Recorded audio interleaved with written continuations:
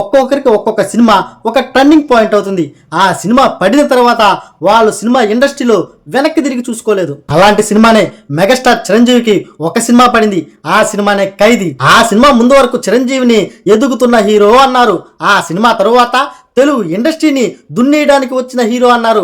అలా చిరంజీవి కెరీర్ ని మలుపు తిప్పింది ఖైదీ సినిమా. బాలకృష్ణ గారు ఎన్టీఆర్ తో కలిసి చాలా సినిమాలు తీశారు, కానీ ఆయనకి సోలో హీరోగా ఒక్క హిట్ కూడా లేదు. అలాంటి టైంలోనే మంగం గారి మనవడు సినిమా వచ్చి ఆయన కెరీర్ ను మలుపు తిప్పింది. కానీ తండ్రి చాటు కొడుకు అనే పేరును మాత్రం చెరిపేసింది ముద్దులో మామయ్య సినిమా. సమర సింహారెడ్డి సినిమాతో మాస్ ప్రేక్షకుల్లో పాతుకుపోయాడు మన బాలయ్య. విక్టరీ వెంకటేష్ గారికి బొబ్బిలి రాజా మంచి హిట్, కానీ ఆయన్ను ఫ్యామిలీ ఆడియన్స్ కు దగ్గిచ్చేసింది మాత్రం చంటి సినిమా. ఈ సినిమాతో మాస్ లోను క్లాస్ లోను ఫ్యాన్ బేస్ సంపాదించుకొని మార్కెట్ కూడా పెంచుకున్నాడు. ఇంకా నాగార్జున సినిమాల విషయానికి వస్తే శివ ముందు శివ వెనకల అన్నంతలా మార్చేసిన సినిమా శివ.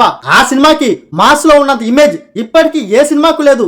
అంతలా నాగార్జున కెరీర్ ను మలుపు తిప్పింది శివ సినిమా. విలన్ గా చాలా సినిమాలు తీశాడు, హీరోగా కూడా చాలా సినిమాలు తీశాడు. అల్లుడు గారు సినిమా ఆయనకు హీరోగా గుర్తింపునిచ్చింది. ఆ విషయం ఎవరు కాదనలేని నగ్న సత్యం. మోహన్ బాబుని కలెక్షన్ కింగ్ మోహన్ బాబుగా చేసింది మాత్రం పెద్దరాయుడు సినిమా. ఈ సినిమాతో ఆయన వెనక్కి తిరిగి చూసుకోలేదు.